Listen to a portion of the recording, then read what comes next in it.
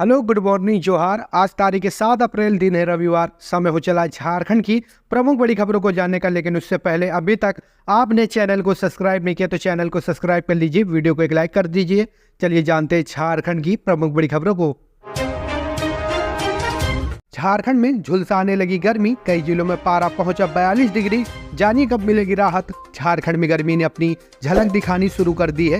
झारखंड में पारा 42 degree Celsius पहुंच गया है। कई जिलों में तापमान 41 डिग्री से अधिक हो गया है। रांची मौसम केंद्र के अनुसार शनिवार को राज्य में अधिकतम तापमान 42 डिग्री सेल्सियस के पार चला गया है। सबसे अधिकतम तापमान सरायकेला खरसावां जिले में दर्ज किया गया। यहाँ का अधिकतम तापमान 42.2 डिग्री सेल्सियस रिकॉर्ड किया गया। वहीं राज्य के पूर्वी भागों में 7 से 8 अप्रैल यानी कि आज और कल कहीं कहीं लू चलने की आशंका है। इसका असर पूर्वी सिंहभूमि, पश्चिम सिंहभूमि, सरायकेला खरसावां, बोकारो, धनबाद, जामताड़ा, देवघर, दुमका, गोड्डा, साहिबगंज, पाकुड़ जिले में पड़ने की संभावना है। मौसम विभाग के अनुसार झारखंड के पूर्वी हिस्सों में कुछ जगहों पर उषण लहर की स्थिति देखी जा रही है, लेकिन बंगाल की खाड़ी में बने साइक्लोनिक से लोगों को राहत मिलेगी। अगले 3 दिनों में गरज के साथ बारिश होगी, जिससे गर्मी से थोड़ी निजात मिलेगी। कहीं वज्रपात। 7 अप्रैल को तेज हवाएं चलेंगी, जिसकी रफ्तार 40 से 50 किलोमीटर के बीच हो सकती है। 9 अप्रैल को राज्य के दक्षिण हिस्सों में कहीं कहीं तेज हवाएं चलेंगी, गरज के साथ छींटे पड़ सकते हैं, वज्रपात भी हो सकता है।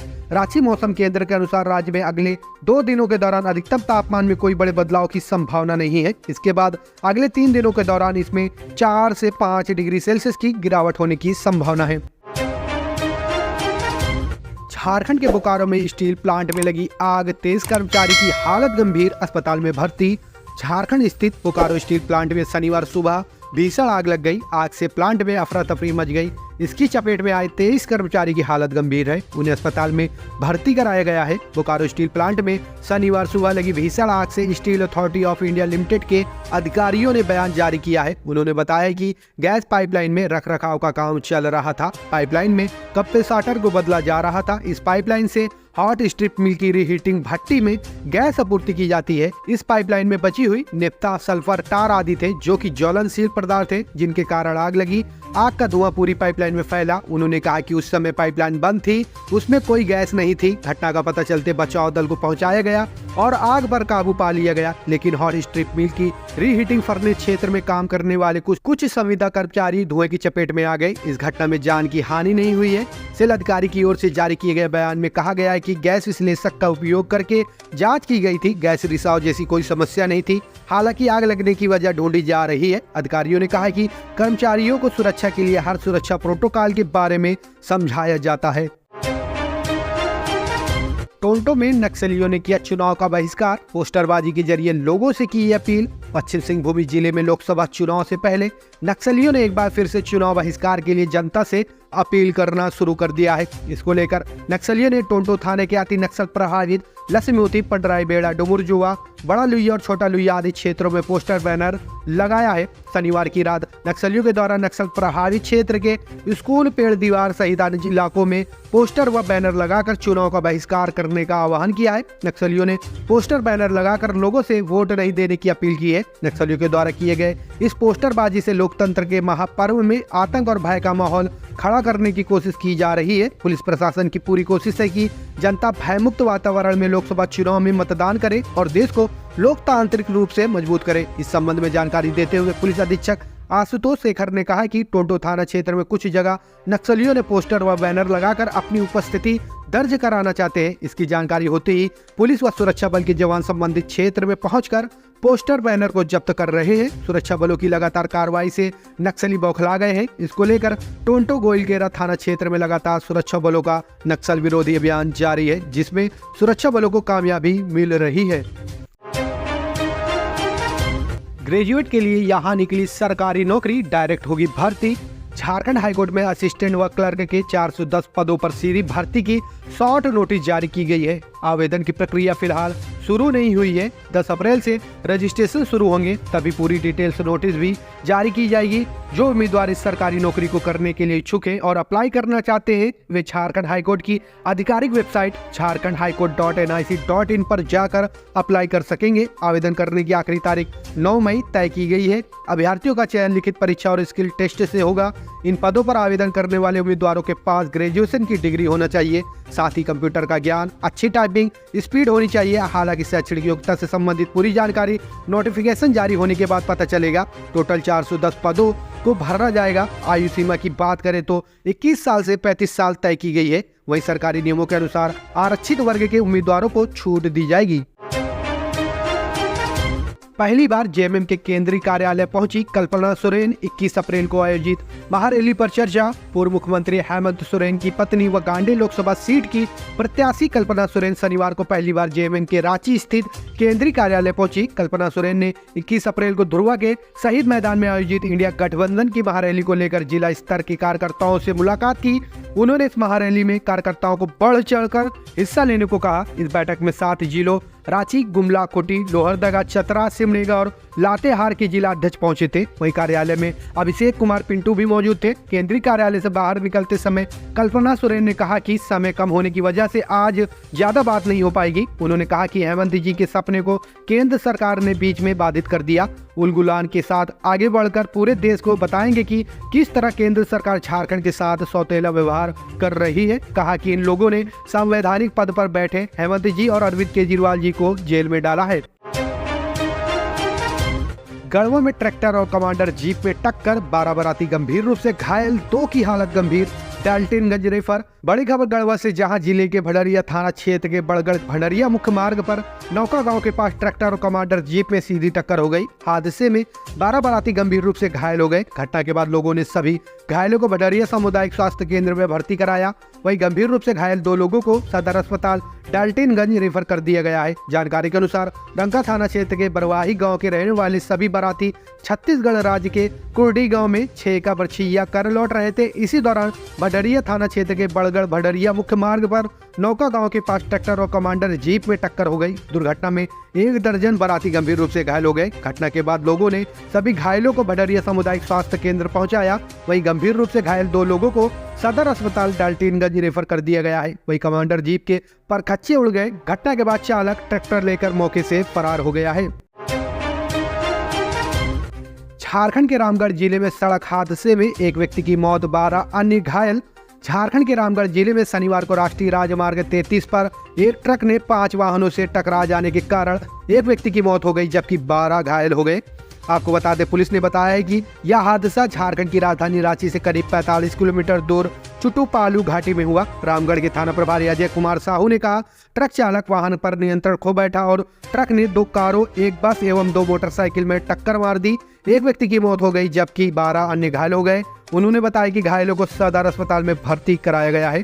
सदर अस्पताल के उपाधीक्षक अमरेंद्र कुमार ने कहा, प्राथमिक स्वास्थ्य जांच के बाद 7 व्यक्तियों को गंभीर रूप से घायल पाया गया। उन्हें बेहतर इलाज के लिए रांची के राजेंद्र आयुर्विज्ञान संस्था भेज दिया गया है। झारखंड हाईकोर्ट ने केंद्रीय मंत्री अर्जुन मुंडा पर लगाया 1,25,000 का जुर्माना। जानिए क्या है मामला। झारखंड हाईकोर्ट ने केंद्रीय मंत्री अर्जुन मुंडा पर 1,25,000 का जुर्माना लगाया है। यह जुर्माना याचिका में बिना त्रुटि दूर किया हाईकोर्ट में इस मामले को सुनवाई के लिए मेंशन करने को लेकर लगाया गया है। कोर्ट ने केंद्रीय मंत्री अर्जुन मुंडा द्वारा 11 अप्रैल 2023 को रांची में सचिवालय मार्च के दौरान धुरुआ थाने में दर्ज प्राथमिकी को निरस्त करने का आग्रह करने वाली याचिका की सुनवाई के दौरान पाया कि याचिका में त्रुटि अब तक दूर नहीं की गई है। इसके बाद भी मामले को कोर्ट में सुनवाई के लिए मेंशन किया गया। बाद में मामले की सुनवाई भी हाई कोर्ट में हुई थी। कोर्ट ने याचिका में त्रुटि दूर किए बिना इस याचिका को कोर्ट के समक्ष सुनवाई के लिए मेंशन करने को गंभीरता से लेते हुए अर्जुन मुंडा पर 1,25,000 रुपए का जुर्माना लगाया। कोर्ट ने जुर्माने की इस राशि को advocate clerk association Jharkhand high court के पास जमा करने का निर्देश दिया है। हालांकि कोर्ट ने मामले की सुनवाई करते हुए मंत्री अर्जुन मुंडा को तत्काल राहत देते हुए उनके खिलाफ पीड़क कार्रवाई पर रोक लगा दी थी। मामले की अगली सुनवाई 8 मई को होनी है। आदिवासियों का धर्म परिवर्तन रोकने के लिए क्या किए काम, हाईकोर्ट ने मांगा जवाब। झारखंड हाईकोर्ट ने राज्य में जबरन और प्रलोभन के जरिए आदिवासियों के धर्मांतरण को रोकने के लिए दायर जनहित याचिका पर सुनवाई की। न्यायमूर्ति रंगन मुखोपाध्याय व न्यायमूर्ति दीपक रोशन की खंडपीठ ने मामले की सुनवाई के दौरान याचिकाकर्ता का पक्ष सुना। इसके बाद खंडपीठ ने केंद्र और राज्य सरकार से पूछा कि झारखंड में आदिवासियों का धर्मांतरण रोकने के लिए क्या उपाय किए जा रहे हैं। खंडपीठ ने इस मामले में केंद्र व राज्य सरकार को हलफनामे के माध्यम से जवाब दाखिल करने का निर्देश दिया। मामले की अगली सुनवाई 12 जून को होगी। इससे पहले याचिकाकर्ता की ओर से अधिवक्ता रोहित रंजन सिन्हा ने खंडपीठ को बताया कि राज्य में आदिवासी परिवार का धर्म परिवर्तन बिना किसी भय के हो रहा है या धर्म परिवर्तन बलपूर्वक एवं विभिन्न प्रलोभन द्वारा किया जा रहा है। आदिवासियों का धर्मांतरण क्यों किया जा रहा है, इसकी जांच के लिए सरकार को एक कमेटी बनानी चाहिए। अधिवक्ता श्री सिन्हा ने यह भी कहा कि झारखंड में बैठकों के माध्यम से आदिवासियों को दूसरे धर्म में परिवर्तित किया जा रहा है, इसे पूरी तरह से रोकने की जरूरत है। हरला में अवैध शराब भट्टी ध्वस्त, 315 लीटर देसी शराब जब्त। बोकारो जिला उत्पाद विभाग की टीम ने शनिवार को दामोदर नदी किनारे हरला थाना क्षेत्र के वास्तेजी गांव में छापेमारी कर अवैध शराब भट्टी का भांडाफोड़ किया। टीम ने भट्टी से 315 लीटर देसी शराब जब्त हुआ 10 क्विंटल जावा महुआ बरामद किया। भट्टी ध्वस्त करते हुए बरामद शराब, जावा महुआ व शराब निर्माण में इस्तेमाल होने वाली सामग्री नष्ट कर दी। भट्टी संचालक छोटू बरनवाल के खिलाफ मामला दर्ज किया गया है। छापेमारी दल में उत्पाद निरीक्षक संजीत देव, अवर निरीक्षक सदर कृष्णा प्रजापति व अन्य सदस्य शामिल थे। ज्ञात हो कि लोकसभा चुनाव को देखते हुए बोकारो डीसी विजय जाधव के निर्देश पर उत्पाद विभाग अवैध शराब के खिलाफ लगातार अभियान चला रहा है। कई टुकड़ों में बटा दिखेगा जेएमएम। बीजेपी नेता डॉक्टर निशिकांत दुबे का झामुमो पर कड़ा प्रहार। गोड्डा संसदीय क्षेत्र से भाजपा के प्रत्याशी डॉक्टर निशिकांत दुबे शनिवार को झामुमो पर जोरदार प्रहार करते हुए कहा कि आने वाले 1 साल के अंदर झामुमो टुकड़े टुकड़े में बटा दिखेगा। उन्होंने कहा कि झामुमो के अंदर सत्ता सुख भोगने व अंतरकाल इसका विनाश का कारण बनने वाला है। भ्रष्टाचार के मामले में ईडी का शिकंजा आने वाले दिनों में और कसेगा और कई मामले उजागर होंगे। टाइगर जगन्नाथ महतो को पहली पुण्यतिथि पर झारखंड ने ऐसे किया याद। सीएम चंपाई सोरेन, कल्पना सोरेन ने दी श्रद्धांजलि। झारखंड टाइगर के नाम से विख्यात झारखंड के पूर्व शिक्षा एवं मद्य निषेध मंत्री जगन्नाथ महतो को उनकी पहली पुण्यतिथि पर झारखंड ने शनिवार को भावभीनी श्रद्धांजलि दी। श्रद्धांजलि देने के लिए सूबे के मुख्यमंत्री चंपाई सोरेन और झामुमो नेता कल्पना सोरेन भी पहुंची। जगन्नाथ महतो को श्रद्धांजलि देने के लिए लोग पहले उनके पैतृक गांव अलारगो पहुंचे। बीएड कॉलेज ग्राउंड में स्टेज बनाया गया था। वहां झारखंड टाइगर जगन्नाथ महतो की बड़ी सी प्रतिमा लगी थी। यहां आने वाले लोगों ने पुष्पांजलि देकर उनको अपनी श्रद्धांजलि दी। झारखंड के मुख्यमंत्री चंपाई सोरेन ने इस अवसर पर कहा कि झारखंड मुक्ति मोर्चा की सरकार ने गांव के गरीबों के लिए काम किया। भारतीय जनता पार्टी लंबे अरसे तक सरकार में रही, लेकिन वह यह नहीं बता पाएगी कि उसने क्या काम किया। झामुमो के लिए एक और बड़ा झटका। बगावत के मोड़ में आया यह दिग्गज नेता। बोरियो विधायक और झामुमो के दिग्गज नेता लोबेन हेम्ब्रेम ने कहा है कि वे अभी भी झामुमो और हेमंत सोरेन के सच्चे सिपाही हैं। राजमहल लोकसभा का चुनाव लड़ना चाह रहे हैं, पार्टी के निर्णय का इंतजार कर रहे हैं। विधायक ने कहा है कि पाकुड़ विधानसभा के गठबंधन के लोग विजय हांसदा का विरोध कर रहे हैं। लोबेन हेम्ब्रेम ने कहा कि ग्रामीणों का आरोप है कि सांसद के रूप में विजय हांसदा ने न तो क्षेत्र भ्रमण किया और न ही लोकसभा में जनहित का मुद्दा उठाया। विधायक ने कहा है कि वे कार्यकर्ताओं से संपर्क कर रहे हैं। यदि झामुमो पार्टी उन्हें लोकसभा का टिकट नहीं देगी तो ठीक है, अन्यथा निर्दलीय चुनाव लड़ेंगे। वाहन चेकिंग के दौरान पलामू और जमशेदपुर से बरामद हुए लाखों रुपए कैश, पुलिस कर रही पूछताछ।